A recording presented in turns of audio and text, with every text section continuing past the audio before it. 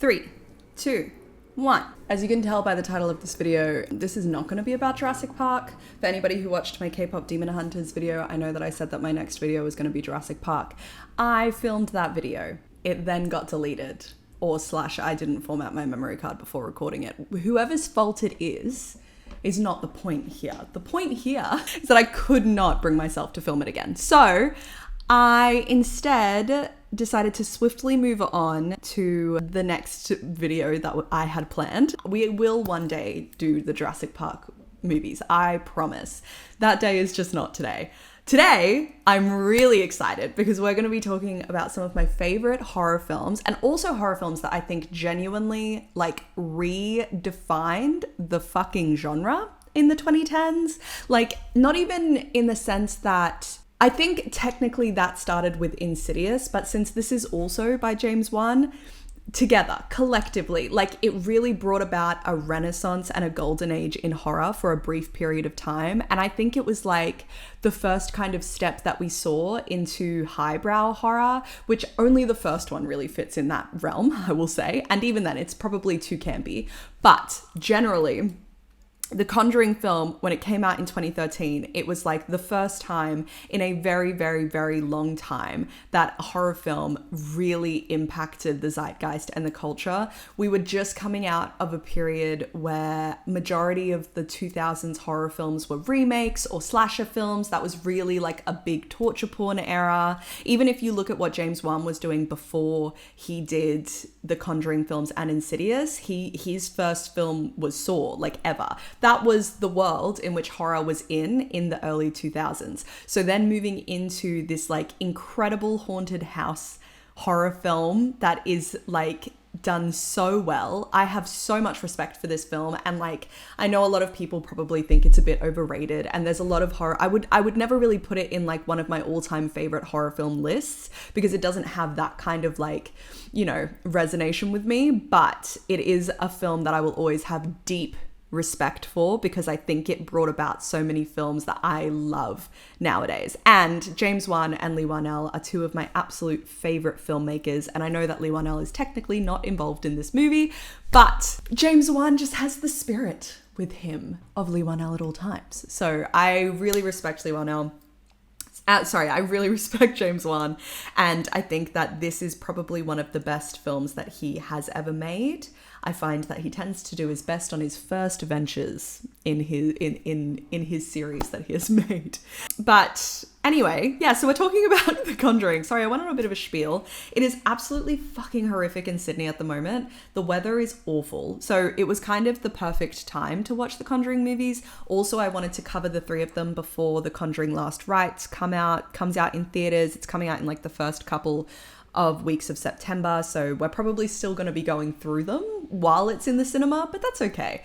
I'm a little bit late with this video, but it is what it is. It's the perfect movie weather, it's the perfect horror movie weather, it's the perfect weather to be watching the Conjuring films especially, and I really have struggled to find a lot of motivation with so much rain, but I kicked my ass out of bed, put on my best vague Conjuring themed outfit, and we're gonna dive deep into this first Conjuring film. Next week we'll do the second one, and the week after we'll do the third. So I hope that you guys enjoy this. I am excited to dive into this little mini series that we're gonna do over the next couple of weeks, and then maybe I'll wrap it up with a little video of my thoughts on the fourth one when I catch it in the cinema. But for now, let's dive into The Conjuring. So, as I always say, these videos are meant to be watched from the spirit of having already seen the film. If you have not watched The Conjuring before, it's really a really, really good horror film. It is definitely a horror film, so if you don't like horror films, of course you can watch this video instead, because I do keep it a little bit more lighthearted than the films themselves, but it is genuinely a very good movie. And I assume that the feeling that people who don't like horror films get when they watch them is similar to the feeling that I get when I watch really, really, really depressing dramas. So if I can watch those, I believe in you being able to watch The Conjuring. It is a really good film, so I hope that you get a chance to watch it. If you don't, that's okay. I understand horror is not for everybody, but it is genuinely very good. And if you haven't seen it and you want to watch it, go watch it. I'll wait right here for you, and I'll see you in a second, and we'll dive deep. So, for those who do not know, The Conjuring is a 2013 supernatural horror film that is based around the fun little adventures of Lorraine and Ed Warren, whose fictional counterparts have the same amount of love attributed to them as the fictional Hamilton characters, is how I will kind of equate the two. The real people, real fucking sus. Not good vibes at all.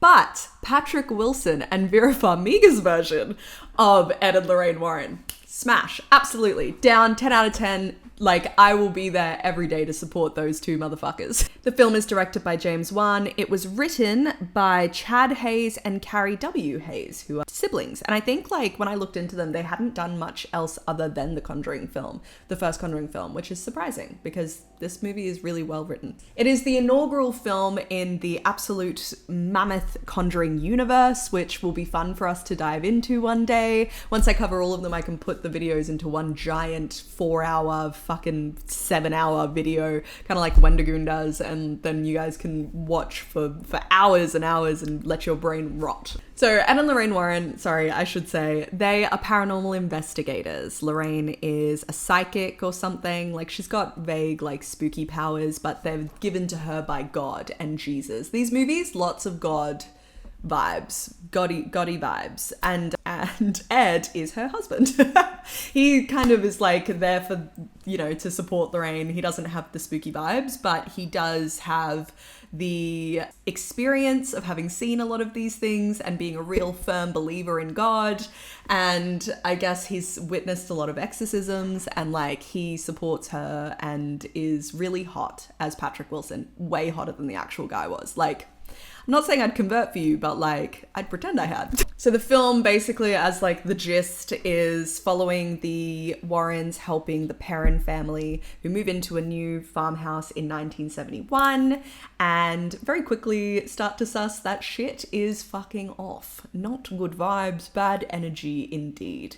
And so then Ed and Lorraine Warren come in to help, and it's a simple haunted house story. And aren't those just the best ones out of all of them? Truly. So a fun fact that I found out whilst researching this, the producer Tony DeRosa Grund wrote the original treatment already titled The Conjuring and spent about 14 years trying to get it made. I feel like so many of the movies that I cover on this channel, whenever I look into like the pre-production, how they were made, they're like, oh yeah, we were trying to get this shit done for 25 years. I'm like, your whole life is trying to get a movie done. I guess that's why they work on like multiple films at once, because then they kind of like every year they've been working on one for 15 years. So each year they're kind of pumping one out. But like, fuck, you've really got to be passionate about it, because otherwise I feel like the way that I procrastinate, that script would be left in a bottom drawer somewhere and lost to the sands of time. The script, the treatment though, that when he was originally working on it, was based on the Perrin family's experience, but it wasn't from the Warrens' point of view. Then when it got picked up by another producer, Peter Safran, which I think was when they were like, cool, we're gonna make this movie,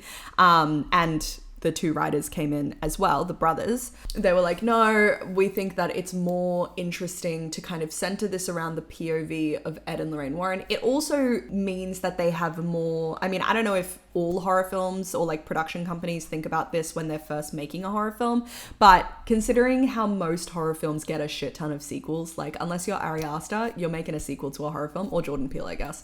But generally, horror films turn into, you know, IP. They can really fucking rinse them and make 50 million of them.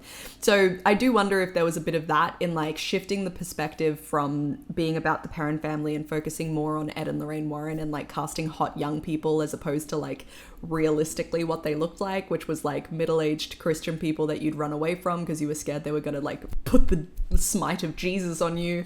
I think that they appealed to being able to kind of create, well, a Conjuring universe, as we've seen, but also kind of like horror icons in Ed and Lorraine Warren that then we could follow in sequels, other cases that they look at. You know what I mean? It makes a lot more sense for the way that the horror genre is it works. So I believe that Ed Warren was dead by the time these movies came out, but Lorraine Warren was still very much alive. Tony, whilst he was building on the script and working with this like small team that he has now, drew upon the tapes that Ed Warren took. We'll see an example of him kind of he taped a lot of the cases so that then they had evidence, because they needed to present said evidence to the Vatican if they wanted to perform an exorcism, which apparently happened more often than you would expect, because just, I don't know, it seems like demons really be casually popping up, at least in the 80s and 90s. But Lorraine Warren was very much alive. So the cast and the producers and the crew, like, they all sat down with her to, like,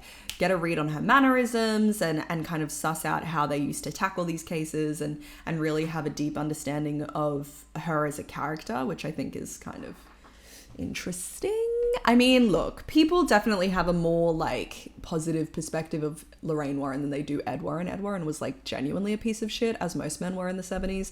But I think Lorraine Warren was also a piece of shit, if I'm being completely honest. I think both of these people just completely preyed on like really vulnerable families and individuals, and like they took money for what they did. It's like how God-fearing and Christian, you're basically a televangelist telling people like, come and give us all your money and we will 100% solve all your problems, because if you just believe in Jesus, you're going to be okay. Oh, your problems haven't solved themselves? That's because you're not believing in Jesus enough.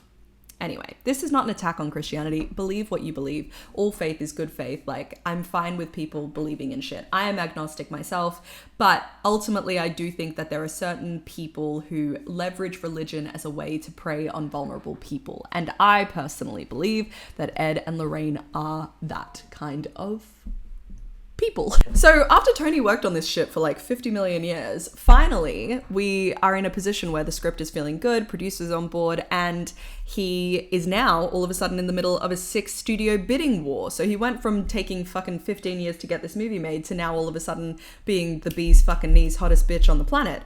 And eventually the rights to the film landed with Summit. But ultimately that deal ended up collapsing, and Summit wasn't actually able to pay the sum that they bid on, which sucks for Summit because these movies are huge. And they ended up being picked up by New Line Cinema, which we all know and love, and the movie went into production. So at that point, it's 2011, pre-production kicks off, and James Wan is brought in to direct. This is the first project, as I mentioned at the start of the video, that he is not working with his longtime collaborator Leigh Whannell on.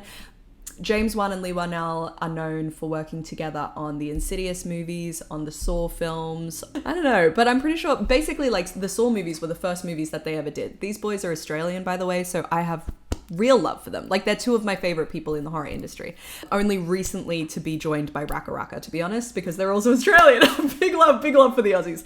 I think that we do horror really fucking well. But they started out in like film school, wrote Saw together, became huge. They did like the first 3 Saw films before they jumped off that. I think they're still like EPs on the other 50 million of those movies that have come out since then. But then they worked on Insidious together, and Leigh Whannell also acts in that movie. His specs, by the way, of like that little duo, that little comedy duo. And then Leigh Whannell went on to direct and write on his own The Invisible Man, which is fucking incredible. And then he has done a couple of other things as well. Like he directed the 3rd Insidious film, the one that doesn't follow the main family. It's like not got Patrick Wilson in it, but I really like it. It's like the girl who gets hit by a car, breaks her legs and shit. I don't know. I really like that one. I really like Leigh Whannell. My least favorite thing that he's done recently is probably The Wolfman. I went and watched that in the cinema. I was really excited, but it didn't really live up. It had promise. Like, there were parts of it that I thought were really good, but it didn't really hit where I wanted it to. Upgrade, he also did Upgrade. Anyway, Leigh Whannell's not a part of this film. I don't know why I'm talking about him. Sorry. We'll do a Leigh Whannell movie eventually. James Wan is a fucking behemoth in the horror industry. He has his own production company in collaboration with, what's it called? How am I forgetting this? Blumhouse, like the biggest fucking horror company in the world. Anyway, he's got a production company in collaboration with Blumhouse called Atomic Monsters. He just recently directed Megan or Mithrigan. I don't think he directed, maybe he did direct the second one. I'm not sure. I haven't seen the second one yet. I'll watch it eventually. Apparently not quite as spooky as the first one, but he directed that. As I said, Insidious. He did Aquaman. He like left horror for a little bit. Like, he is a bona fide fucking Hollywood blockbuster director. And I love him. And I think he's great. And he returned to the horror genre in 2013. Not returned, like he hadn't left at that point, but he did the first Conjuring film, and I think he did a great job with it, if you couldn't tell. So once they had James Wan in January 2020, in January 2012, they locked in on their cast for Ed and Lorraine Warren, our pinnacles for these films, Patrick Wilson and Vera Farmiga. As I mentioned, make them hot and people will care more about these characters. I think they also cast Ron Livingston and Lily Taylor, who are like the parents at this point in time too. That's like our main core four peeps for this film. At the time when the Conjuring movie was made, I had not seen Vera Farmiga in anything because I was a child, but she had already been fairly well respected as an actress. She was in The Departed, which I had seen before The Conjuring, but didn't really recognize her for being in. She had earned an Oscar nomination for Up in the Air, which is a movie I have not seen, and she had been like in a whole bunch of other little things, but she was generally well respected and well known in the film industry up to that point. It wasn't like she was a completely unknown face. She had started to kind of move into the horror, like being kind of like a little bit of a scream queenie kind of vibe, because she was in Bates Motel as Norma Bates, which like absolute icon.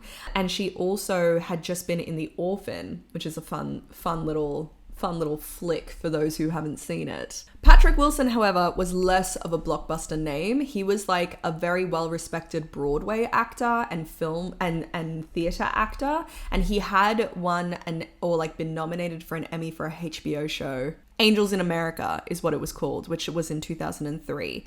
And he kind of did like a whole bunch of different shows. And then I think his like first big blockbuster film was in Watchmen, where he played Night Owl. I haven't seen that old Watchmen movie in a very long time. I remember it kind of being like weird when I watched it as a kid, but I think that might be because it was like adult superheroes, which as a kid kind of had a little bit of cognitive dissonance with that kind of concept. But the big thing that Patrick Wilson had done at this point was he had starred in Insidious, which was kind of like a like they are completely separate films, but in my brain, they exist together. Like The Conjuring and the Insidious worlds and universes exist together. I think it's because they came out quite close to each other. They're both directed by James Wan and they both have Patrick Wilson in them.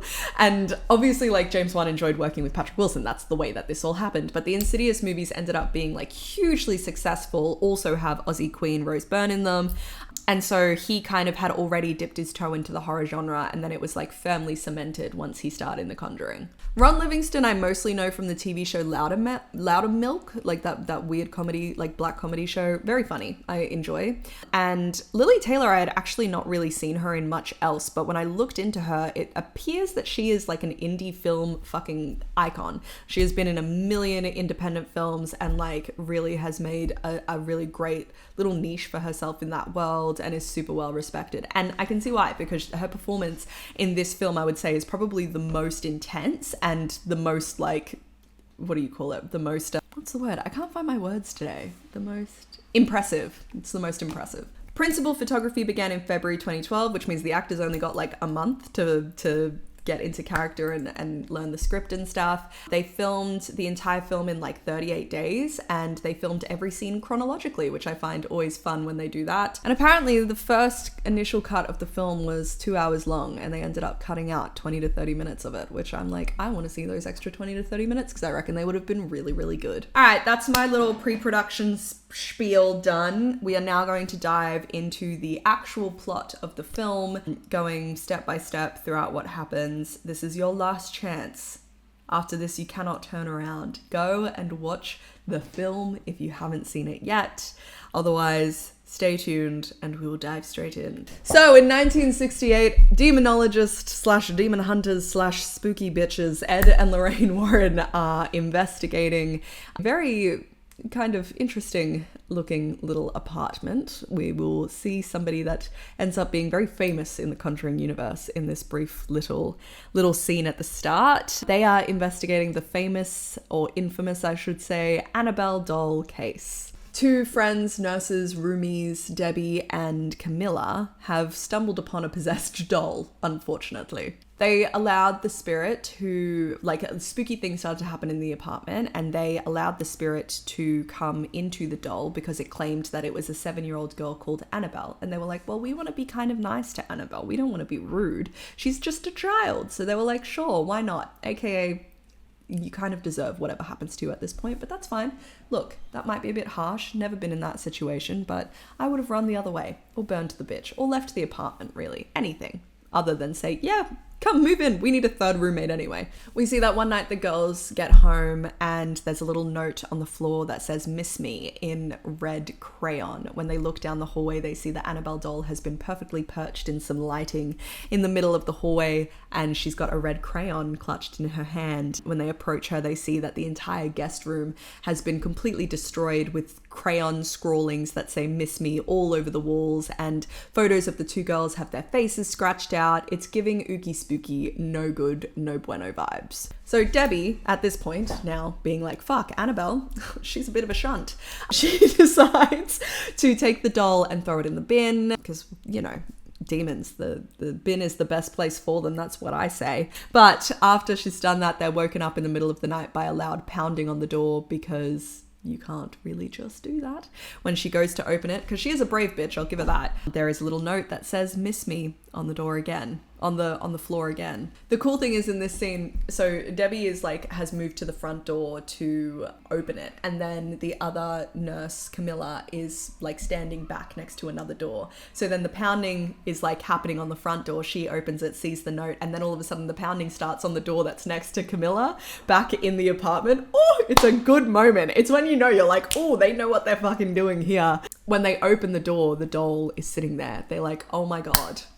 Terrifying. Bad vibes. I don't know how they went back to sleep, to be honest. At this point, they call in the I don't know what you call them, reinforcements of Ed and Lorraine Warren. They call the church, I guess. I think they call the church and the church calls Ed and Lorraine. I don't really know. The Warrens kind of explain to the girls that this was never the spirit of a child. It is a demon, and demons were never human. The only goal that demons have is to possess a human. So they were using the doll as a conduit to eventually possess one of the two girls. So Ed and Lorraine Warren take possession of the, pun intended, take possession of the doll, and they now have it in their little room, which we'll dive into a little bit later. But we pull out, this cold open is basically presented by Ed and Lorraine presenting that kind of case and that film of the case to a university lecture hall, is what I will say. I don't know specifically, they never mention specifically what university or what they're lecturing for, but it's like a seminar that they're hosting that has a whole bunch of people where they are presenting their demonology kind of vibes. Then we have our title card, which is basically black screen with yellow text on it. Ready?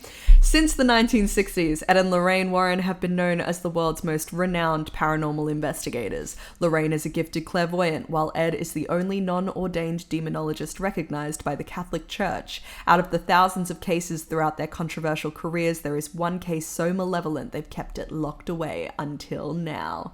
Based on the true story. And then we get the like, you know, kind of like Insidious has the like really insane crazy violin score. This has like the music goes crazy, and then the Conjuring comes up, and oh my God, wow. The score for the film actually was composed by the same person who composed Insidious, which is Joseph Bishara. He also loves to do fun little cameos in the films. James Wan likes to put him in the films as like a little actor. We will talk about who he plays in a bit. Fast forward to 3 years later, 1971, we see the Perrin family moving into a big, fun, old farmhouse on a big piece of land. It's got a lake on the end of it, and then a giant, spooky-looking tree. And they've got, I think, 5 daughters, which is a lot of daughters, but they have 5 of them. But we love them all. They're all good family, good vibes from this family. And their dog, Sadie. R.I.P. Sadie. 5 daughters' names are Andrea, Nancy, Christine, Cindy, and April. I'm kind of going to introduce them as we interact with them in the film, because otherwise I feel like I'll like front load the information and we'll all forget. One of them is Joey King. There's a fun one. The other one is Edward and Bella's daughter in Twilight. So their dog Sadie, when they're moving in, we see that she refuses to enter the house. AKA, when that happens in your fucking life, you turn around to the real estate broker and you say, thank you so much, but we actually want a refund. I will be taking my money back. You can have this land. I'm taking my dog and we're going to a nice, happy home. The youngest, April, goes and is already kind of exploring the grounds. She goes and hangs out at this big spooky tree where she finds a big spooky music box that has a lovely little mirror. When she winds up the music box, it's got like a little spiral on it. And as the song goes, you look at the spiral in the mirror and you're seeing your own face. I wonder if that'll be fucking terrifying later on in the film. Who knows? At this point in the film, we are also introduced to the world's fucking most like you are asking to be murdered by a demon with this game. It's called Hide and Clap. And basically one person is blindfolded and everybody else is hiding. They get three times that they can say clap. And so the people, when they're hiding from them, have to clap in that moment. And so as she's walking through the house, the different sisters are hiding in different places. She says, clap, they go. And then she can turn. It's kind of like Marco Polo, except it's hide and clap, right? Except like in a fucking ghost movie, we all know exactly what's going to happen with this game. The sister who is currently blindfolded is played by Joey King. She plays kind of like middle-aged sister. Like she's like middle of the pack sister named Christine. And as she is playing, she follows the claps into this little like under the stairs closet, and one of her sisters is there. She kind of like lunges for her as like, haha, I got you. And then they accidentally knock a board loose, which reveals a hidden basement. The parents are like, whoa, oh my God, more square mileage for the value of the house when we eventually resell it or whatever the fuck, you know? Woo. And the dad's like, I'll go suss that out later. Spooky basement. I wonder why that was boarded up.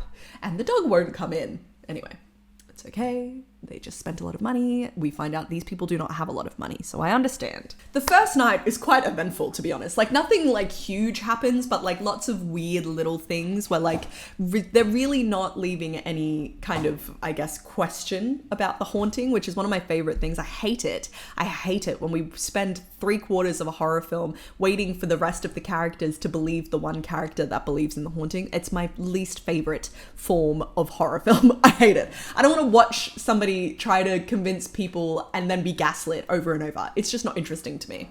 In this movie, we don't have to deal with that, which is lovely. Basically, first night, we have all of the clocks in the house stopping at 3:07. We have the mum, Caroline, wakes up with a shit ton of bruises and is like, oh, what did you do to me last night? Bitch, you would know. If your man had done that to you, you would fucking know, okay? And there's like a death smell that the eldest sister complains about. And unfortunately, in the morning when April, the youngest daughter, pops out to go and suss Sadie and go and play with her, Sadie is dead. Sadie's dead out on the fucking front lawn. The parents are like, oh my God, holy shit, what the fuck happened here? Yeah, Sadie died. Sadie was given one night by the entity in this house. And then once she didn't come in and wasn't being chill, that was it. She was done. All right, back with the Warrens. We're doing like a little back and forth between the two storylines until they come together. Back with the Warrens, Ed is showing a reporter his fun little special room, his little room of trinkets. It's basically filled with souvenirs that they have taken from all of their many cases over the years. I guess souvenirs isn't the right word. Like, say for example, with the Annabelle case, they've taken the doll, put her in a case and have a priest come and bless her like once every week or something like that. So they basically take the item that the spirit kind of interacts with the most. So say for example, if I was sitting here with a haunted water bottle and I called Ed and Lorraine Warren, they would take the water bottle and put it in their special room, because in their mind it's safer to be in the little room that they get the priest to come and do the blessings for every day than it is for that to be outside in the world. I think it's fucking stupid, especially considering the fact that they have a small child. But look, I understand the general principle of it. I just don't know why it needs to be in their house. Why can't it be in a storage facility? You can have the same situation in a storage facility and not bring all that awful juju into your fucking home. The most important kind of thing about this specific interaction between Ed and the reporter is that the reporter kind of alludes to a previous case that they had that went wrong and how it very specifically impacted Lorraine. So it's kind of like Ed is kind of worried about his wife and what happened and is worried about it happening again, but we don't really know specifically what has happened at this point. Back with the parents, we're at night 2 of their fun little adventures in the house. So we start off with Christine again, so Joey King. She, and I guess if you don't know who Joey King is, she is, I guess, notable for The Kissing Booth with Jacob Elordi, and I also know her from that Gypsy Rose Blanchard TV show as well, and I think she's been in some really shitty movies since then, but I think she's actually quite a decent actress. She just needs to like choose better roles or have better roles offered to her. You know, to be fair, she might be typecast a little bit. This was when she was a kid, like she was a child actor when she was in this. So we're back in the room she shares with her sister. who she shares with her sister Andrea. All of the sisters share rooms apart from April, the youngest, who gets her own room. I don't know how that fucking works, but it's the way that it's set up in the film. She is chilling in bed, sleeping, doing all the things that you do when you sleep. But the one mistake that she has made is to sleep over the top of the covers like a fucking psycho. So her feet are ripe for demon picking. And that is exactly what happens. Her leg gets like zhoomt, and she, like, being half asleep, assumes that it's her sister who has pulled her leg and is like, stop it. And she's like, what are you talking about? And she's like, stop pulling my leg. And they go back to sleep. The dad has fallen asleep in the living room, and he's woken up by some thumping sounds and the TV being on static. And he's like, the fuck's going on here? He follows the thumping sounds to the kitchen, where there's like a window open, but he doesn't really see, there's nothing really going on. Then he comes back to the living room, hears more thumping coming from upstairs, and the eldest daughter Andrea is complaining that Cindy, the daughter that she shares a room with, is sleepwalking again. Cindy is our designated spooky kid of the film. She is the one who is played by Edward and Bella's daughter from Twilight. She is, she's a creepy kid, I would say. All of the kids are generally not, like, for a creepy kid, she's pretty good. Like, it's not like she's like fully demonic possessed or anything like that, but she's the one that sleepwalks and does weird things. So when we see her, she is banging her head against a big wardrobe that we find out later in the film was there when they moved in. So it's an old wardrobe. She's banging her head against it, and they kind of just like, the oldest is like, I know you told me not to wake her up when she's like this. So they move her back to the bed. Everybody goes to sleep. Weird. Not too weird. Yet again, all the clocks have stopped at 3:07 again, as well. The next morning, Caroline has more bruises on her body, and a pigeon flies into the window. Those are some two spooky things that happen. The rest of the daughters go to school, and the dad goes to work, so we are left just with Caroline and the youngest April in the house. As we are with Caroline and April is chilling in her room by herself, talking to her new friend Rory. Oh! Hello, Rory. Who the fuck is Rory? I would drop kick my kid out the house at this point. Anyway, no, I wouldn't. That would be an awful thing to do. So she's like, you know that like fun little music box that I got? If you twist the key and you look into the mirror and you wait for the music to run out, you see him behind you. And that's my friend Rory. And so Caroline's like, oh, really? Show me that. And she's watching and starts to get more and more creeped out. But then there's like a fake out where April's like, boo, and she's like, oh my god, I can't believe you did that to me. April then is like, let's play hide and clap. The older girls never let me play with them. Come on, let's do it. And so Caroline puts on the blindfold, swiftly forgets the whole Rory thing, puts on the blindfold, and April goes to hide. She follows the claps into the room that Andrea and Cindy share, and the wardrobe opens on its own, and we see some very fun, not April-looking hands come out from the wardrobe and clap. She is like, I can hear you breathing, blah, blah, blah, and she like goes through the clothes, and then April appears in the doorway and nothing's there. Oh, yeah. Demon game, demon wardrobe, demon house, demon children. Demon everything. Maybe that was Rory. I know it wasn't, but like, I just feel like I would have moved out by now. I would have, as soon as the dog randomly died, I would have been like, bad viberoonies. Not a good way to start this out. Anyway, fast forward to that evening, the dad, who for some reason I am now forgetting the name of. What was his name? Roger, that's it.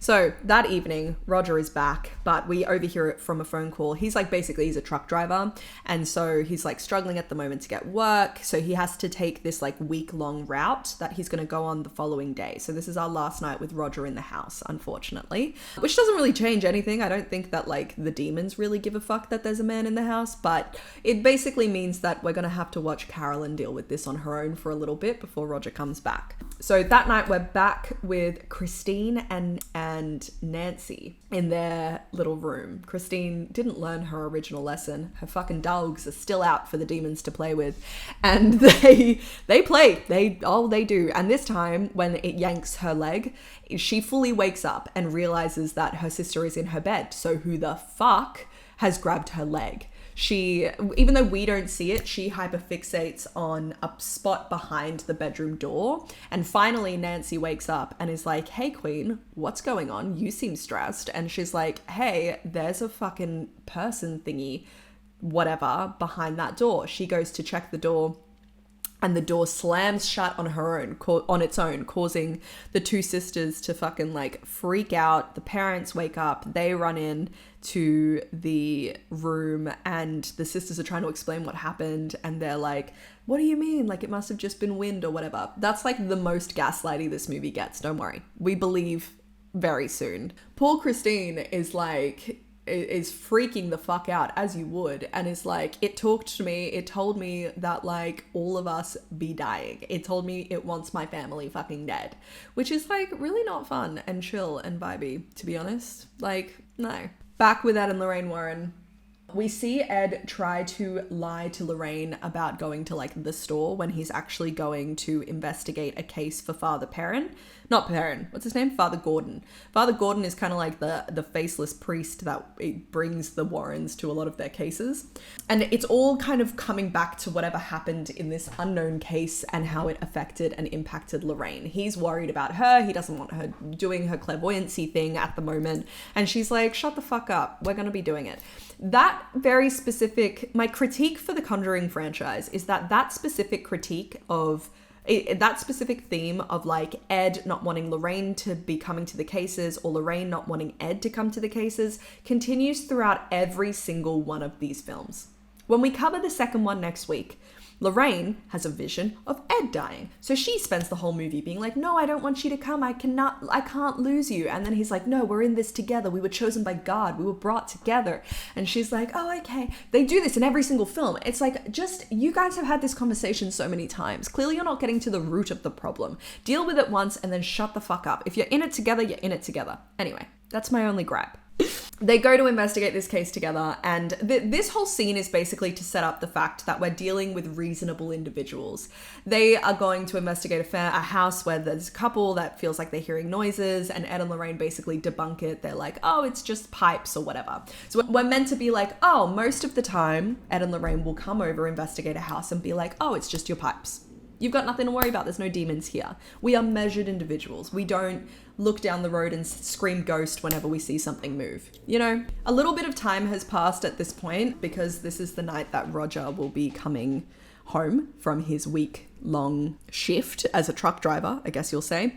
Caroline is by herself. All the girls are asleep late at night. She's doing laundry. She hears sounds. She goes to investigate the sounds, and all of the picture frames that they have of the family lined up along the staircase crash down, and she hears like kid laughing kind of vibes. Is that Rory? Rory, you little fucker, leave the paintings alone. Anyway, so that happens, and then she hears more sounds / the basement door opens on its own. She hears the piano playing on its own, and she decides it's a good idea to go down and investigate, which is just so fucking stupid, but whatever. To give her some grace, she doesn't go all the way down. She kind of takes a step in and is like, whoever's down there, I'm gonna call the cops, or like, my husband's gonna be home in a second, or whatever the fuck that she tries to say, to be like, get the fuck out of my house. And she takes like a little step, but then when she turns around, the door slams in. She goes a little bit too far in. The door slams in her face, and she's knocked down the fucking steps, which is awfully terrifying. Because if you think about it from her perspective, she now believes that somebody is upstairs with the kids with no parent, and is like gonna go and fucking pray amongst that, although she swiftly becomes distracted with the things in the basement with her, but still, that would be scary as a parent, that concept. A couple of spooky things happen. A ball bounces on its own, the light bulb explodes, so there's no more light, and she's completely in the dark. There were some matches that we saw Roger leave on the step when he was first investigating the basement, so she uses those matches to kind of like try and see shit in the dark and whatever. And then we kind of, as she keeps on lighting the matches, we're like, oh my god, what's she gonna see? What's happening? Tension rising. And then we just hear a kid's voice say, wanna play hide and clap? And then two hands go right next to her from behind. The screaming commences. Bad vibes. Bad vibes. Upstairs, Andrea, the elder sister, is having to deal with Cindy's spooky shit again. She wakes up to her banging her little noggin against the wardrobe. She does the same thing that her dad did, kind of put her hand in front of her forehead and put her back to sleep. And then but the issue is that the thumping doesn't stop. And this time it sounds like it's coming from within the giant spooky wardrobe.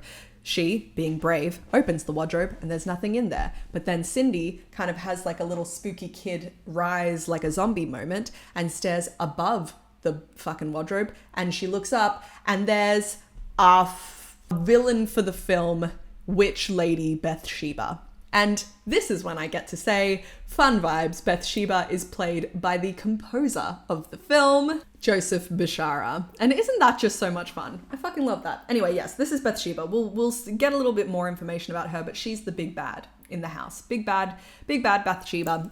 She kind of like is perched and is like, ah, and they're like, ah. And then Roger gets home. He's like, what the fuck is going on? He hears a whole bunch of screaming. He lets Caroline out of the basement, who has just been chilling with Rory, I guess, hiding clap vibes. And then they run upstairs and the sisters are like, there was something on top of the fucking wardrobe. But much like what happened with Christine and Nancy earlier, when they turn the lights on, there's nothing there, and the sisters are like, fuck this noise, bruh. Now we will see the two stories coming together. So Ed and Lorraine are giving another seminar in another vague university kind of setting, and we see Caroline is sitting in and watching the seminar. Finally, we are kind of going to find out what happened with Ed and Lorraine. They are showing a video of an exorcism and kind of expressing how dangerous exorcisms can be. At this point, Ed also takes the audience through the 3 stages of possession, which are infestation, oppression, and possession. Right, so I guess, well, yeah, the 3 stages of demonic possession. And the final stage is possession itself. After the seminar, Caroline manages to corner Ed and Lorraine and kind of convince them to come to her house literally that day. She's like, bitches, please, I know you don't want to do this right now. It's afternoon, it's late. We need you immediately. Get to the fucking house.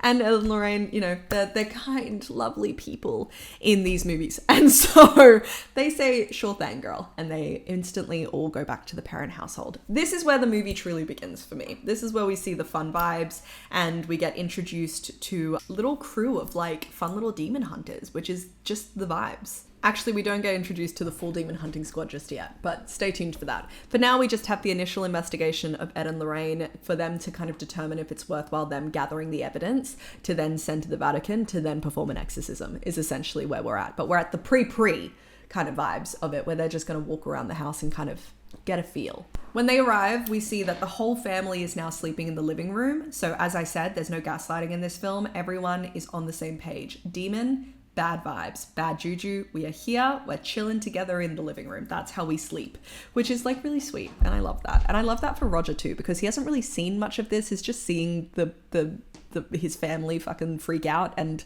I just think that's good for him to believe them. Bare minimum, but truly we've been done dirty by men in horror films before. The house is constantly freezing. The dead person smell has continued to kind of creep through the whole house. They've tied all of the doors closed because they constantly bat knocking against each other in 3s, which Ed is like, that could be an insult to the Holy Trinity by Le Demon, which is a shame. I mean, not nice, demons. How dare you? As they continue to talk to the parents, it becomes pretty clear that Ed and Lorraine are starting to suspect that a demon may be amongst us. And I think like when you, later on in the film, Lorraine's kind of like, I saw the dark entity instantly. It was sort of floating around behind you. But at this point, she kind of acts like that's not the case, and they are very much like, oh, well, that's not good. Oh, that seems a little bit suspicious. Oh, that's a bit demonic. And then they kind of get to the point where they're like, okay, we think this might be worthwhile. Ed sits down and starts interviewing the parents about their different activities within the house and what they've witnessed, whilst Lorraine goes and talks to April about her bestie boo Rory. She looks into the mirror in the music box, does the little thingy where she does the music, and she sees Rory and is like, yo, that's a little boy. But she doesn't seem too like stressed about him necessarily, like spooky, but like just spooky, you know? Then she goes out to the front yard area where there's the giant creepy tree, which is where April found the music box. As she's chilling there, Ed kind of comes and approaches her, clearly done taping the parents' confessionals or whatever. And we see from when we switch perspectives to Lorraine's perspective that where Ed is standing, she can see a hanging dead body from the tree. And she's all like, whoa. And he's like, what's wrong? Sufficiently convinced, they decide that now is the time to get the whole crew together and get as much evidence as they possibly can so that they can submit to the Vatican for a proper exorcism. And this is the moment that Lorraine is like, I saw the dark entity as soon as I walked into the house, which is like, cool, you could have just then walked out immediately. Like, what was the point in the rest of it? But that's fun. The one thing that we do find out here as well is that the Perrin family are not religious and they're not baptized, which is seen as a problem for the church. It will be a problem for the church, I guess, is basically what we'll say. At this point, Ed just kind of makes a sly comment, just being like, are you baptized? I'd recommend it, or something like that. We love the Christian propaganda. But generally, he also knows that it's going to be a little bit more difficult to get the Vatican to approve this because it's not a Christian family. And thus it's like, do they really have anything to do with it? I guess it's not their responsibility. But it's also like, love thy neighbor. Like, fucking let it be. Ed and Lorraine head home, and later that night at like 3 a.m, I think, they're listening back to the tapes, and Ed's like, yo, how crazy is this? When I listen to the tapes, I can hear Roger talking, but Caroline's voice is completely gone off the recording. Anything that she says does not exist on this tape. And Lorraine's like, oh, that's a bit spooky. She's doing research to kind of look into the property and see what the dealio is, who's lived there in the past, what are the happenings that have happened. Research reveals that the house once belonged to a lovely, lovely lady called Bathsheba Sherman. She was a Satanist who basically sacrificed her baby to the devil at 3:07 a.m. in the morning in 1863, and then killed herself by throwing herself off of that tree and proclaiming a curse against anybody who took her land. So basically anybody who owns any of the land that the Perrin family now owns is cursed by the spirit of Bathsheba, which is like not a vibe, is what I would say. There have since been a whole bunch of bad juju vibes in the property, including lots of murders, lots of suicides, one of which being Rory, a little boy who disappeared in the 30s and whose mum killed herself in the basement. So like, did he disappear or did the mum do something because she was possessed by Bathsheba? You know what I mean? And that's like, Rory is really not the only, but like the main other entity that has at least a name. Like, it's kind of like Rory is kind of, I would say, a nice little boy. Like, he's just trying to kind of help the parents to a degree. Like, he just wants to play with the daughters. And then Bathsheba is fucking awful. She's evil. Yeah, not a good vibe at all. The tape then starts to play itself again, and this time when Caroline is supposed to be speaking, there's like this awful moaning kind of demonic sound, and we look at the time and it's 3:07 in the morning. Oh, Bathsheba is sending you a warning, bitch. Okay, I did look up the true story of this Bathsheba Sherman person because I thought it would be interesting. So let's listen to that for a moment. The real Bathsheba Sherman was suspected of witchcraft and of killing an infant child, but her name was legally cleared after being found not guilty by a court of law. She died of natural causes in 1885, not by hanging as the movie portrays. She is buried in Harrisville, Rhode Island. 8 generations of families lived and died in the house before the Perrins moved in. Andrea Perrin suggested that some of the spirits from the families never left. Deaths included 2 documented suicides, a poisoning, the rape and murder of an 11-year-old girl, fucking awful, 2 drownings, and 4 men who froze to death. Most deaths occurred within the Arnold family, from which Bathsheba Sherman was descended. In the original case, Ed and Lorraine Warren were kicked out of the house as they were not actually able to help the Perrins.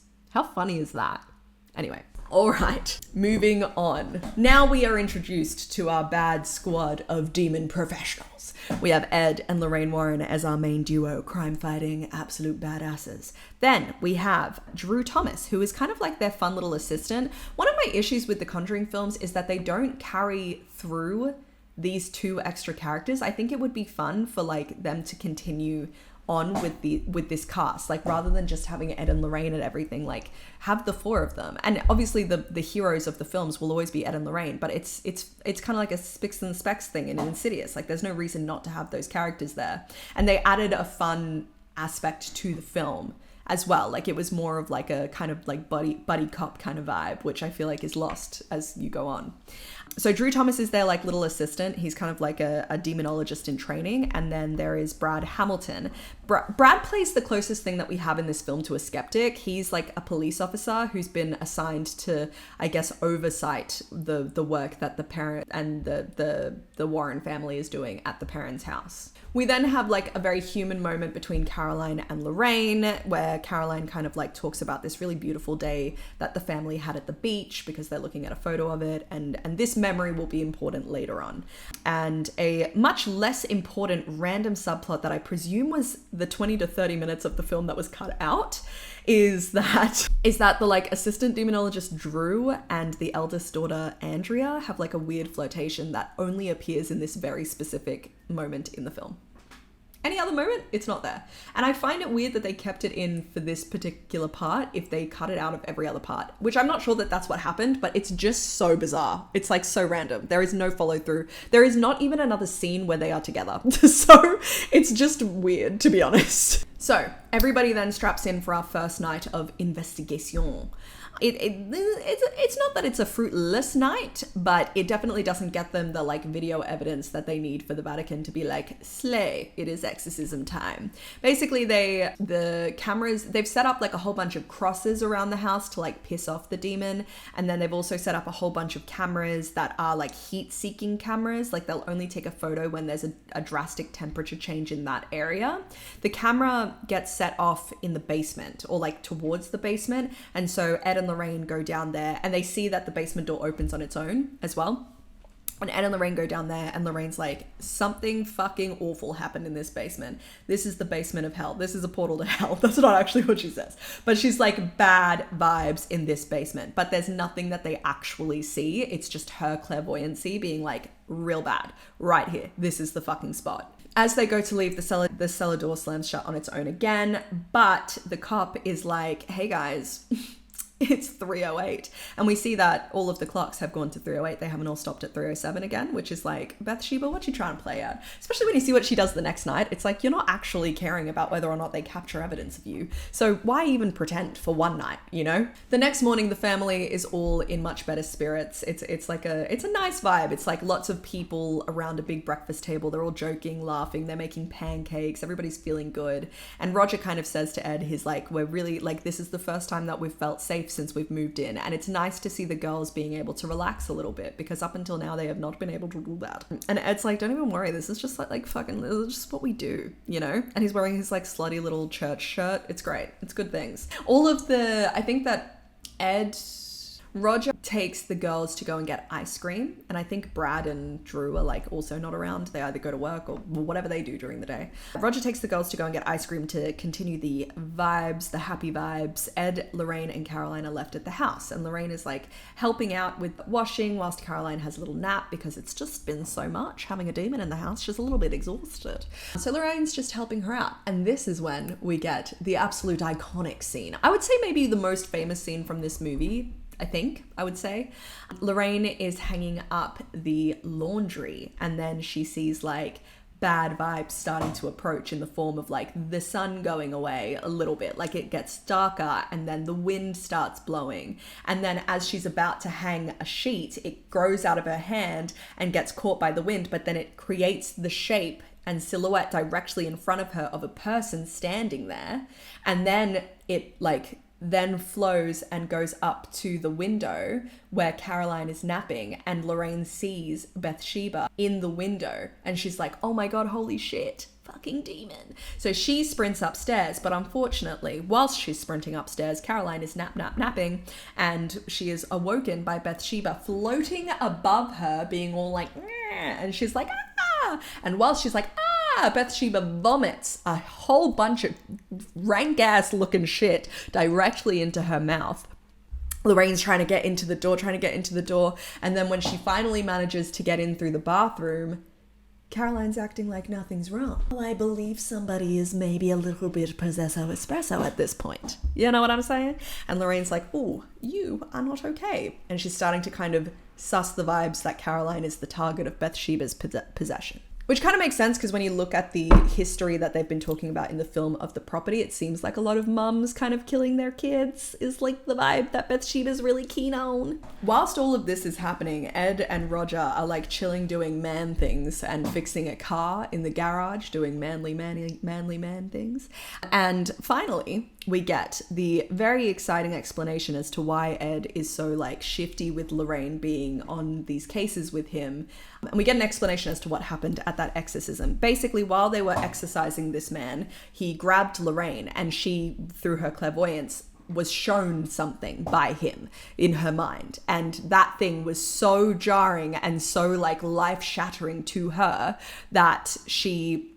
When they got home, she locked herself in her room and didn't speak to anyone, didn't eat, and didn't drink for 10 days. 8 days, not 10 days. But either way, it's a long fucking time. Ed has never asked what she saw, and she has never given up that information. He believes that she will tell him if she believes that he needs to know. But that effect that had on her and the way that she continuously gets affected every time she kind of connects with these demonic spirits is the reason why he's hesitant of her getting too deep into these cases, as it were, because he's worried that at some point it'll impact her so negatively that she won't be able to come back from it, which is fair enough. That would be a scary concept to have with your wife, I guess. That night, we're on night 2 of the investigation to get the evidence for the Vatican. Brad, resident skeptic and cop, is chilling in the kitchen when he notices a rocking chair rocking by itself out the window. And he's like, what the fuck's going on there? He looks at the porch, the rocking chair stops moving, and then he turns to the side, and in the laundry is a very dead-looking maid who says, look what she made me do. This woman shows him that her wrists are like hella slit, which is not a vibe. He then kind of tries to go and follow her because his skeptic brain thinks it's a person. And he's like walking this way and following her, who was like over here. And then she comes in from the side screaming, look what she made me do. And he's like, whoa, what the fuck?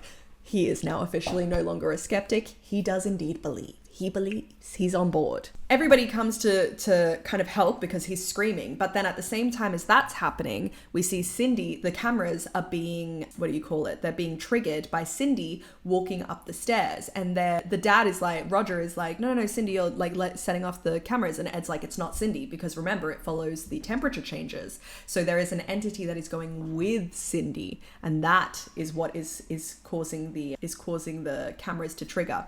Unfortunately, they decide to wait at the bottom of the stairs. I don't know why.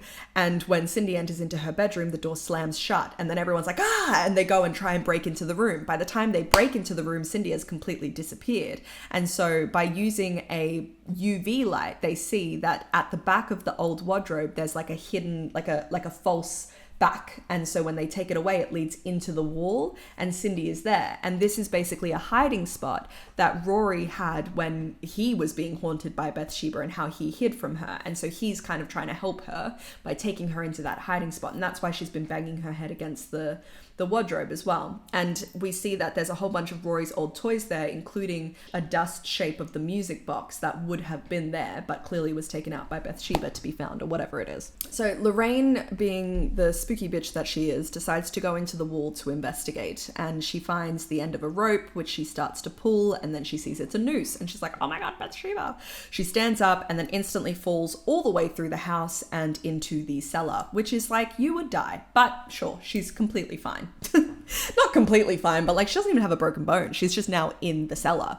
And the cellar is not good vibes. She can see through her third eye Rory's mom crying over his dead body. And she's like, look what she made me do. And she then starts to get chased around the cellar by the hanging legs of Bathsheba. It's actually a really, really cool effect. It's basically the same legs that Lorraine saw at the tree. And this like is personifying Bathsheba coming for her. And she's kind of like crawling around the cellar and the legs are like, yeah, and it's all very spooky. Lorraine manages to escape by like running up the basement steps, but not before Bathsheba grabs a locket that her daughter Judy, which is their kid, Ed and Lorraine's kid, had given her earlier on in the film. So Bathsheba now knows about Judy, which is not good. So she grabs that and Lorraine manages to escape out of the cellar. Upstairs, shit's also not great. At this point, we see all of the crosses that Ed had put up around the house to piss off Bathsheba have sufficiently done that, and she is slowly turning them so that they are upside down crosses, aka demon bad vibes. At this point, Andrea also gets, Andrea? Maybe Nancy. One of the two gets her hair absolutely fucking yoinked by this demon, and she starts getting slung around the room, like absolutely decimated, KO'd if this was a wrestling match. She is like fully being dragged around the room like a little rag doll. Everyone's trying to stop her, and then finally, I can't remember who it is, but someone grabs a pair of scissors and just snips that hair right off until it stops. Good thing though, they've caught all that on camera, and thus they have what they deem to be sufficient evidence to send off to the Vatican. When the family basically then decides to move to a hotel because shit's getting a little bit too violent, which is like totally fair, although they did say earlier on in the film that moving doesn't make the entity go away. To be honest, it kind of just follows you around like a bad smell. But they've decided to move out of the house, which I completely get at this point. And as Ed and Lorraine are also leaving, Lorraine is shown a visage of Judy, her daughter, in the water in the lake outside, basically kind of shown as a warning to Lorraine, like, don't fuck with me or I'm gonna fuck with your daughter. And Bathsheba's really not fucking kidding around about that. One thing that I've been saying wrong up until now. So usually when they are doing these kinds of cases, when they're gathering the evidence, they can just send it to Father Gordon and he kind of decides, oh yes, this is fine. You should be like, this is enough evidence and thus we shall do an exorcism. But unfortunately, because the family is not Catholic, they decide that they need, like, the rules now are that they have to get express permission from the Vatican. And that's the reason why we're in this mess, basically. Back at the Warrens' house, that whole situation with Judy being no bueno is in fact occurring directly in front of us. When she goes downstairs, the door to the very creepy souvenir closet is wide open and the Annabelle doll is missing. The lights all start to go off. She's being chased by some sort of vague entity. I think the inference here is that Judy kind of shares the clairvoyant power that Lorraine has, which slave for Judy, but not great when your parents have decided to collect every single evil artifact on the planet and put them in your fucking basement, but whatever. Anyway, so she's being chased. She runs into the study when at first, like, the door's pounding, blah, blah, blah. And then she turns around and there is a woman who has Annabelle and is rocking in the rocking chair. And she's like, oh my God, that's fucking terrifying. Now, moment here. At this point, they hadn't made any of the Annabelle films because they didn't know if the Conjuring films would be successful, right? But if you've seen the Annabelle films, then you'll know what I'm talking about here.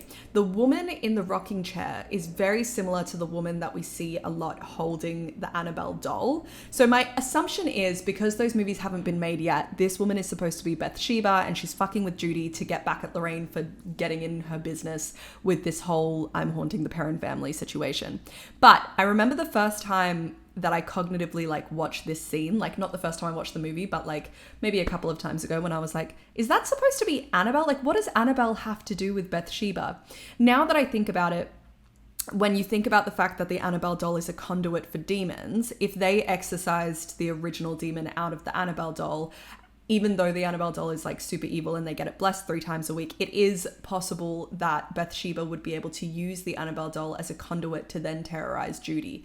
How Bathsheba is able to do that, like, really, really far away from, like, her homeland, I don't know, because I guess that just means that demons can go wherever the fuck they want. But anyway, that basically happens. Ed and Lorraine get home just as they realize that Judy is in trouble. They are trying to get into the room, but they're not able to. Then just as the rocking chair is launched at Judy's head, Ed manages to break in, grab Judy, and she doesn't get hit by the rocking chair, which is kind of like the least scary thing that Bathsheba could have done to her. She could have gone full witch mode, but instead she's just like, rocking chair. Back at the motel, Roger calls Ed and Lorraine that night, that same evening that all these things are happening, because Caroline, who is quite clearly possessed at this point, has taken Christine, Joey King, and April, the youngest daughter, back to the house in a possessed state and basically told the rest of the family to stay there. And so Roger, once the kid, I think he was out at the time, once the kids tell him that this has happened, he calls Ed and Lorraine and they're all like, let's go meet at the house, basically. The kids stay, Drew also comes, but the kids stay with the cop at the motel, and it's just now going to the house, Ed, Lorraine, Roger, and Drew, and then there is April and Christine and Caroline who are already there. Okay, so they break into the house just in time to stop Caroline from stabbing April with a giant pair of scissors. So shit is going down and Caroline has officially flipped to the dark side at this point. They try to carry Caroline out of the house and into the car so that they can take her to the priest so that he can perform the exorcism, because technically Ed and Lorraine aren't approved to perform exorcisms. But unfortunately, as soon as she crosses the threshold, these huge burns start to appear on her body, and she is basically like yoinked by the spirit of Bathsheba, an invisible force, and dragged back into the basement. And Lorraine's like, the entity's not going to let her leave. It will kill her before it lets her leave this house. So they're in a situation where they've got no choice but to go down to the basement and attempt the exorcism themselves. At this point, whilst this whole kerfuffle is happening, April disappears because she is terrified, obviously. I don't think it's very smart, but it is the situation that we are in. And Drew is tasked with trying to find her while the rest of them figure out what the fuck is going on with Caroline down in the basement. Caroline at this point is in full demon mode, attacking everybody. They manage to finally subdue her and put her in a chair with a sheet over the top of her, which is a very scary vision. And Ed starts doing the exorcism on her. Bathsheba is having her whole big like fucking moments, having her howling moments, and the sheet rips at one point. There's blood coming out of her face. It's all big exorcism-y vibes, essentially. And when the sheet rips, you can see it's Bathsheba's face, not Caroline's face, that's in there. So we're like, this is Bathsheba. I lied. Brad is here, by the way, because in this scene, Caroline takes a fucking chunk out of his cheek with her teeth. She just goes, ah. So Brad is around, but he is firmly unhappy with his current position, which is downstairs watching and witnessing the exorcism happen. We yet again have the obligatory Ed trying to get Lorraine to leave the room because he's terrified of what happened at the last exorcism when she was there. And Lorraine's like, no, we do this together, blah, blah, blah, blah, blah, blah, blah, blah, blah. Anyway, moving on. They've left Christine in the car by herself. Ridiculous move when there's demons around, and a whole bunch of different birds start like bashing into the car and into the house, and this is kind of Bathsheba's reaction to the exorcism commencing, essentially. Drew, who's still trying to find April, hears her crying underneath the floorboards of the kitchen, so she's gone into Rory's hiding place behind the wall and is now underneath the kitchen. He starts tearing up the floor. Bathsheba is using Caroline to try and manipulate Roger into stopping the exorcism. That's obviously not working because Ed and Lorraine are like, do not listen to her demon whispers. Then a really fun scene happens where Caroline is still like has the sheet over her tied up in the chair, and the chair all of a sudden floats. So up until now there's been lots of busyness happening, lots of noise, lots of sounds, everyone's been screaming. Then all of a sudden it goes dead silent and she just floats. And then the chair turns upside down and then it starts banging against the ceiling until it breaks the chair and then drops Caroline, and she's now free. At this exact moment, Drew decides to be like, I found April, she's under the kitchen. And like, why would you scream? I know he doesn't know what's going on down here, but why would you scream that? Honestly, why? It's also fun because Bathsheba uses a gun at this point to try and shoot Ed, which I find hilarious because you don't usually see guns in ghost movies. So good on Bathsheba for using what's in the basement, aka a loaded shotgun, apparently. So just as Caroline is... So at this point, obviously, Drew's just said exactly where April's location is. So Caroline runs into the walls and starts chasing after her. Just as she's about to stab April with a pair of scissors, Ed finishes the exorcism, and Lorraine kind of appeals to Caroline's soul by reminding her of that memory of the beautiful day that they had at the beach. Roger is trying to appeal to her as well. Everybody's trying to appeal to her. And finally, we see Caroline wins the battle for her soul and vomits up the weird shit that Bathsheba vomited into her mouth earlier on in the film. I will say, if I was April or Christine at this point, I would be like... don't know if I can really see you ever again in my entire life. I feel like as though as much as it can be like compartmentalized to a degree of, oh, that wasn't really my mum, that was a demon who possessed her, I still feel like I would have nightmares of like waking up and my mum's like directly next to my fucking bed. So they exit the house, and all of the bruises and scarrings and markings that Caroline has gotten throughout this demonic possession period start to disappear. We see the rest of the family pull up in a car, and the kids all get out, and the Perrin family has a big little cuddle puddle and is very happy. April has somehow in her adventures found Lorraine's locket and has decided to give it back to her, and so we have that lovely moment. And then drone footage takes us up above everybody, and the end of the film is yay. Kind of like pseudo end credit scene is Ed essentially taking the music box back to their spooky souvenir room.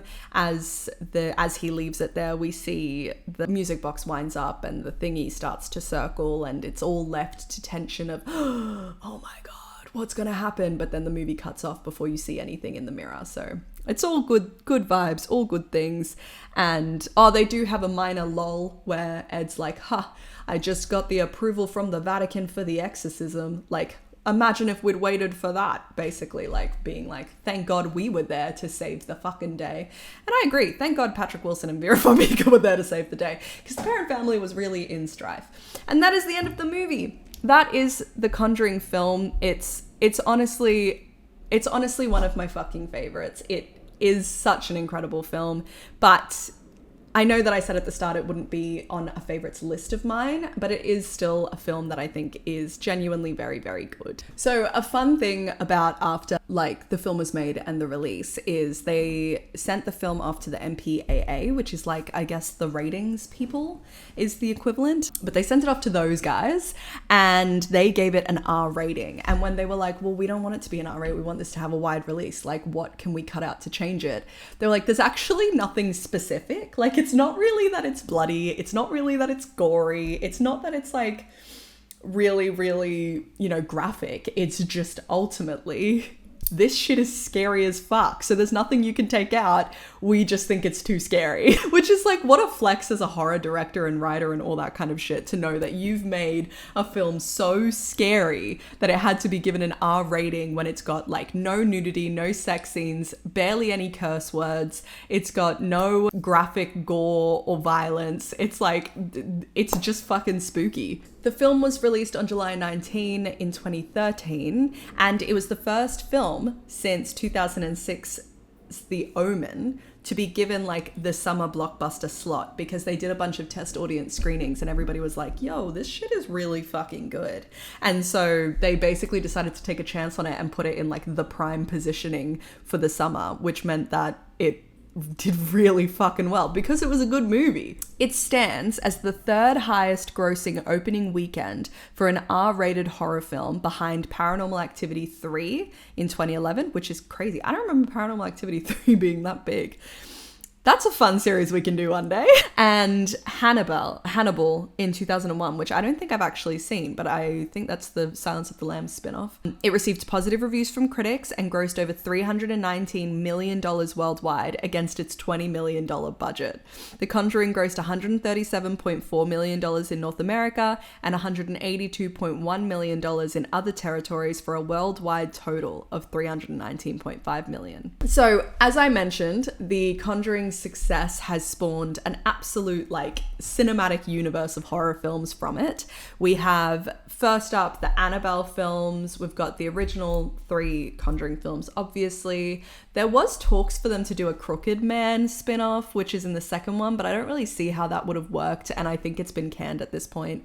They've done The Nun, they've done The Curse of La Llorona, and all of these also have sequels in themselves. So I think even though Conjuring Last Rites is the last film in the Conjuring film series, I don't think it'll be the last film in the Conjuring universe. I just think that as the Conjuring universe has gone on, it's kind of progressively gotten worse, is what I would say.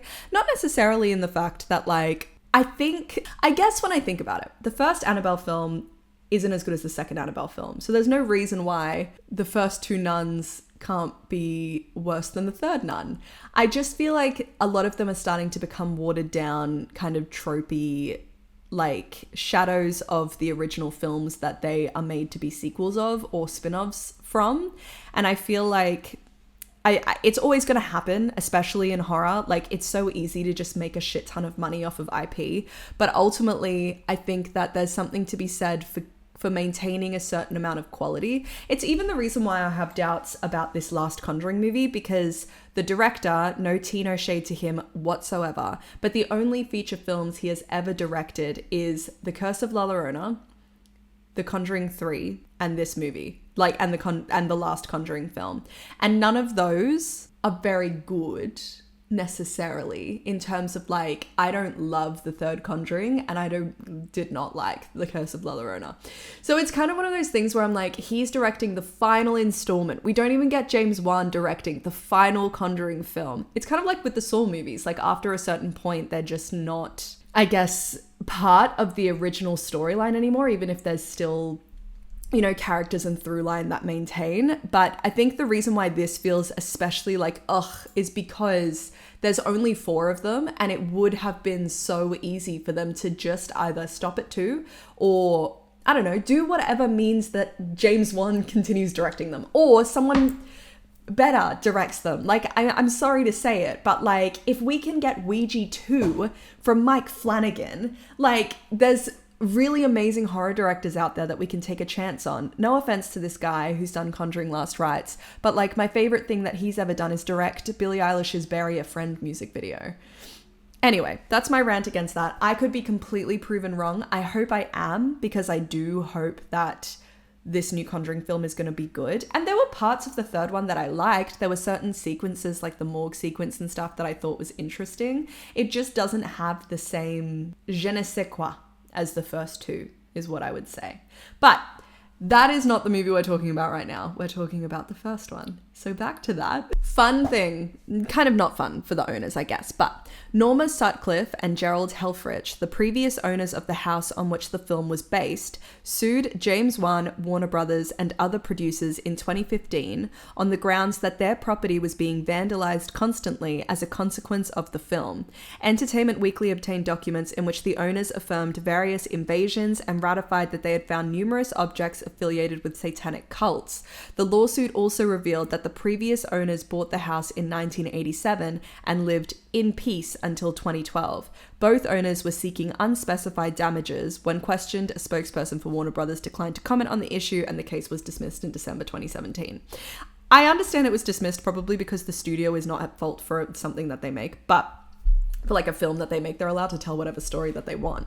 But the one thing that I will say is I absolutely believe that that house was being vandalized to shit. I mean, Matt Rife owns it now, I think, which is so fucking random. But like, ultimately, there's a demographic of people who are always looking for proof of the other side. And I think that if they feel like as though they can go and perform some wacky fucking ritual in a house that famously is incredibly haunted, then they're gonna do that, whether you want them there or not. So I do feel bad for the owners, but I don't necessarily think that it's Warner Brothers' fault. Another lawsuit that came out of this film. Gerald Brittle, the author of the 1980 book The Demonologist about Ed and Lorraine Warren, filed a lawsuit against Warner Brothers, New Line Productions, and director James Wan regarding the film. Brittle claimed the film, alongside the subsequent sequel and spin-offs, infringed upon an exclusive contract he had with the Warrens to make any works based on the subject of his book. The film rights were briefly with the original publisher Prentice Hall before reverting to Brittle.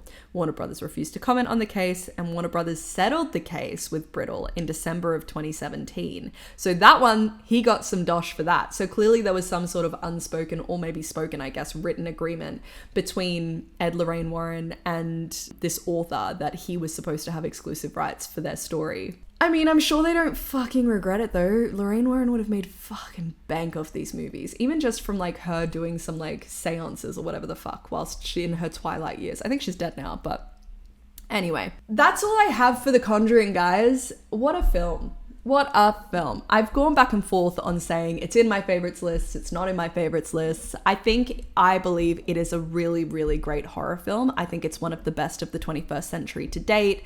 I think that if you are somebody who enjoys horror films, you should 100% have seen it by now, especially since we're at the end of this video.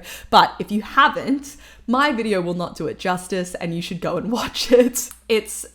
It honestly, the way that it builds tension, the scenes that it creates, the familial bonds that it showcases, like, it's such a simple film and it really does feel like an ode to the old classic haunted house films from the 40s and 50s. And a lot of the time, like, one of my favorite things about the horror genre is how creative you can get within said genre. But I also do genuinely believe that the simpler a concept and a general idea is, the better. Because if you overcomplicate it, then you're going to lose people along the way and dilute your original idea. Even with weapons, like, one of the reasons why I love Zach Cregger's films so much, like, granted only 2 of them, but the 2 that I've seen, is because they've always started with a very simple scenario that's like, what if this happened?